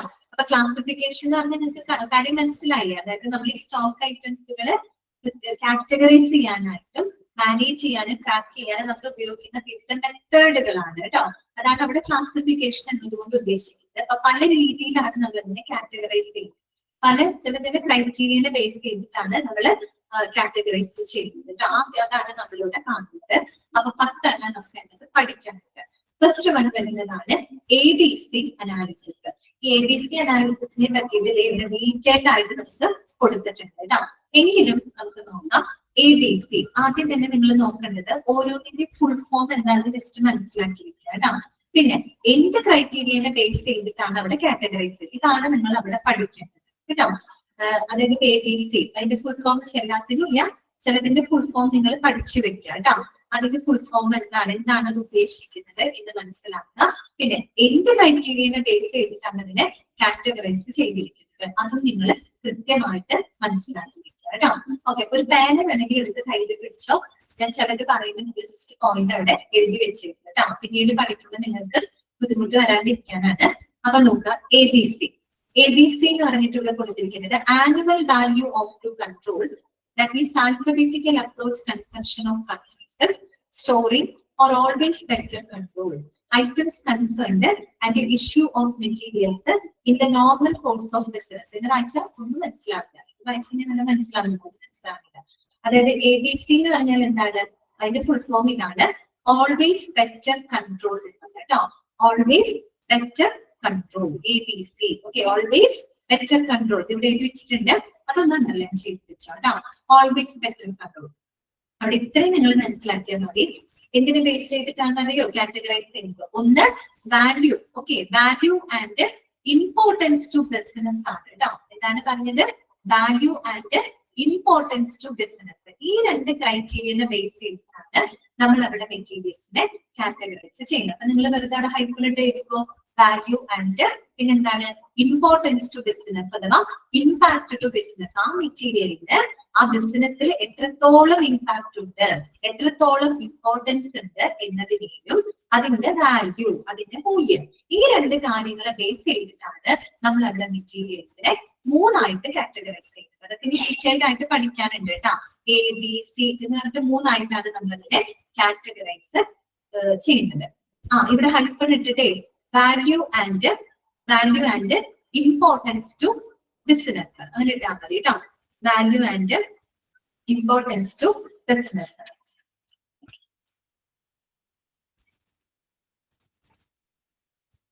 ഓക്കെ, അതായത് ആ ഒരു മെറ്റീരിയലിന്റെ വാല്യൂവിനെയും അതിന്റെ വില മീൻസ് അതിന്റെ മൂല്യത്തിനെയും അത് ആ ഒരു ബിസിനസ്സിന് എത്രത്തോളം ഇമ്പോർട്ടന്റ് ആണ് എന്നതിനെ ബേസ് ചെയ്തിട്ടാണ് നമ്മൾ അവിടെ എന്ത് ചെയ്യുന്നത്, മെറ്റീരിയലിന്റെ കാറ്റഗറൈസ് ചെയ്യുന്നത്. ഓക്കെ, എന്ന് പറഞ്ഞാല് A എന്ന് പറഞ്ഞാല് ഹൈ വാല്യൂ ആണ്. ഹൈ വാല്യൂ ആണ്, ഹൈ ഇമ്പോർട്ടന്റ് ആയിട്ടുള്ള മെറ്റീരിയൽസ് ആണ്. മനസ്സിലായോ? നമ്മൾ വാല്യൂവിനെയും അതുപോലെ തന്നെ ഇമ്പോർട്ടൻസ് ടു ബിസിനസിനെ ബേസ് ചെയ്തിട്ടല്ലേ നമ്മൾ കാറ്റഗറൈസ് ചെയ്യുന്നത്. അപ്പൊ A എന്ന് പറയുന്ന ഐറ്റം, A എന്ന് പറയുന്ന വിഭാഗം എന്ന് പറയുന്നത് ഹൈ വാല്യൂ ഹൈ ഇമ്പോർട്ടൻസ് ആണ്. ഓക്കെ, അതായത് അത്രയും ക്രിട്ടിക്കൽ ആയിട്ടുള്ള ഐറ്റംസ് ഉണ്ട്. നല്ല വാല്യൂ ഉണ്ടാവും, അതുപോലെ ആ ഐറ്റംസുകൾ എന്ന് പറഞ്ഞാല് ഭയങ്കര ക്രിട്ടിക്കൽ ആണ്. അതായത് ആശുപത്രിയിലെ പ്രവർത്തനങ്ങൾ ചെയ്യണമെങ്കിൽ ആ ഒരു ഐറ്റം കൂടിയേ തീരും. അങ്ങനെയുള്ള ഐറ്റംസ് ഇല്ലേ, അതാണ് കേട്ടോ. ഹൈ വാല്യൂ ആയിരിക്കും, നല്ല വില ഉണ്ടായിരിക്കും. ഹൈ വാല്യൂ അതുപോലെ തന്നെ എന്തായിരിക്കും, ഹൈ ഇമ്പോർട്ടൻസ് കേട്ടോ. B എന്ന് പറയുമ്പോൾ moderate value moderate importance. Okay, moderate value ഉണ്ടാവുള്ളൂ, ഒരു മിതമായ ഒരു മീഡിയം വാല്യൂ ഉണ്ടായിരിക്കുള്ളൂ, അതുപോലെ മീഡിയം ഇമ്പോർട്ടൻസ് അതിനുണ്ടായിരിക്കും. ഓക്കെ, C എന്ന് പറഞ്ഞാല് ലോ വാല്യൂ ആൻഡ് എന്തായിരിക്കും, ലോ ഇമ്പോർട്ടൻസ് ടു ബിസിനസ്. മനസ്സിലായോ? ലോ വാല്യൂ ആയിരിക്കും, വിലയും കുറവായിരിക്കും, പിന്നെ മാത്രമല്ല അത് അത്ര വലിയ ഇമ്പോർട്ടൻസ്, ലോ ഇമ്പോർട്ടൻസ് മാത്രമേ ഉണ്ടായിട്ടുള്ളൂ. അത്രമാത്രം നിങ്ങൾ മനസ്സിലാക്കി വെച്ചാൽ മതി. പിന്നെ കൂടുതൽ അതിനെപ്പറ്റി ചിന്തിക്കേണ്ട കേട്ടോ. ബാക്കി നമ്മൾ ഡീറ്റെയിൽഡ് ആയിട്ട് ഇവിടെ നോക്കുന്നുണ്ട്. ക്ലിയർ ആയോ പറഞ്ഞത്? ABC ഇതാണ് ഓൾവേസ് വെക്ടർ കൺട്രോൾ. ഇനി ഹൈഫൺ ഇട്ട് എഴുതി വെക്കുക, value and importance to business. എന്താണ് ഉദ്ദേശിക്കുന്നത്? വാല്യൂവിനെയും ആ ഒരു ഐറ്റത്തിന് ബിസിനസ്സിൽ എത്രത്തോളം ഇമ്പോർട്ടൻസ് ഉണ്ട്, ഈ രണ്ട് കാര്യങ്ങളെ ബേസ് ചെയ്തിട്ടാണ് നമ്മൾ ഇവിടെ മെറ്റീരിയൽസിനെ കാറ്റഗറൈസ് ചെയ്യുന്നത്. എത്രയായിട്ടാണ്? ABC എന്നല്ലേ പറഞ്ഞേ? 3 കാറ്റഗറി ആയിട്ടാണ് തിരിച്ചേക്കുന്നത്. A എന്ന് പറഞ്ഞാൽ high value high important materials, A എന്ന് പറഞ്ഞാൽ മോഡറേറ്റ് വാല്യൂ അഥവാ medium value medium important materials, C എന്ന് പറഞ്ഞാൽ low value low important materials. മനസ്സിലായോ? ഓക്കെ ആണോ? ഒരെണ്ണം കൂടെ പറഞ്ഞിട്ട് നിർത്താട്ടോ. രണ്ടാമത്താണ് വെഡ്, VED വെഡ് കേട്ടോ. VED വെഡ് എന്ന് പറഞ്ഞാൽ V എന്താണെയോ വൈറ്റൽ ആണ്. വൈറ്റൽ മീൻസ് ഏറ്റവും പ്രധാനപ്പെട്ടതാണ്, അതില്ലാതെ പറ്റില്ല എന്ന് പറയുന്നേ, അങ്ങനെയുള്ള സംഭവം വൈറ്റൽ. E ഫോർ എസെൻഷ്യൽ, അത്യാവശ്യം എന്നുവെച്ചാൽ ക്രിട്ടിക്കൽ അല്ല, അത്യാവശ്യമാണ്. ഓക്കെ, അങ്ങനെ പറയില്ലേ അത്. D എന്ന് പറഞ്ഞാൽ ഡിസൈറബിൾ, അഭികാമ്യമായിട്ടുള്ളത്. അപ്പൊ 3 എണ്ണാണ് VED. ഓക്കെ, അപ്പൊ എന്താണ്? Vital, essential, desirable. അവിടെ എന്താണെന്ന് നോക്കിയേ, critical nature of the particular item used to determine the stock level. അപ്പൊ critical nature of the particular item എന്നുള്ളത് നിങ്ങൾ അണ്ടർലൈൻ ചെയ്ത് വെച്ചേ. അതിനെ ബേസ് ചെയ്തിട്ടാണ് നമ്മൾ കാറ്റഗറൈസ് ചെയ്യുന്നത് അല്ലെ. Critical nature of N item, ഒരു ഐറ്റത്തിന്റെ സ്വഭാവത്തിനനുസരിച്ച്. ക്രിട്ടിക്കൽ നേച്ചർ എന്ന് പറഞ്ഞാൽ ഇവിടെ എന്താ ഉദ്ദേശിക്കുന്നത്? അതായത് അതിന്റെ ഇമ്പോർട്ടൻസ് ആൻഡ് അതിന്റെ ക്രിട്ടിക്കാലിറ്റി അല്ലെ. ഇമ്പോർട്ടൻസ് ആൻഡ് ക്രിട്ടിക്കാലിറ്റി അതിനെ ബേസ് ചെയ്തുകൊണ്ടാണ് നമ്മൾ എന്ത് ചെയ്യുന്നത്? മെറ്റീരിയൽസിനെ കാറ്റഗറൈസ് ചെയ്യുന്നത്. ഓക്കെ, അതാണ് അവിടെ ക്രിട്ടിക്കൽ നേച്ചർ എന്ന് പറഞ്ഞത്. അപ്പൊ ആദ്യം നോക്കി V എന്ന് പറഞ്ഞാൽ വൈറ്റൽ എന്നാണ് അല്ലെ. വൈറ്റൽ എന്ന് പറഞ്ഞാൽ എന്താണ്? ഏറ്റവും പ്രധാനപ്പെട്ടതാണ്. വെച്ചാൽ അത്രയും ക്രിട്ടിക്കൽ ആയിട്ടുള്ള ആ ഐറ്റം ഇല്ലാതെ നമുക്ക് ഒരു പരിപാടിയും ചെയ്യാനായിട്ട് പറ്റില്ല. ഫോർ എക്സാമ്പിൾ പറയുകയാണെങ്കിൽ മെഡിസിൻസ് ഇൻ ഹോസ്പിറ്റൽ. ഒരു ഹോസ്പിറ്റലിൽ മെഡിസിൻസ് ഇല്ലാണ്ട് പ്രവർത്തിക്കാൻ പറ്റുമോ? മെഡിസിൻ എന്താണ്? വൈറ്റൽ ആണ്. മെഡിസിൻ ഇല്ലാണ്ട് ആ ഹോസ്പിറ്റലിൽ പ്രവർത്തിക്കാൻ പറ്റില്ല. ഇത് പറഞ്ഞാൽ എന്താണ്? എസെൻഷ്യൽ ആണ്. ഓക്കെ, അവിടെ ഇരിക്കട്ടെ കേട്ടോ, നമുക്ക് അവസാനിപ്പിക്കാം. നെക്സ്റ്റ് ക്ലാസ്സിൽ കയറാൻ തയ്യാറായി, നമുക്ക് അടുത്ത ക്ലാസ്സിൽ പറയാം. അപ്പൊ ഞാൻ അൺമ്യൂട്ട് ചെയ്യാണ്. ഇന്നത്തെ ക്ലാസ്സിൽ എന്തെങ്കിലും ഡൗട്ടുകൾ ഉണ്ടെങ്കിൽ ചോദിക്കാം.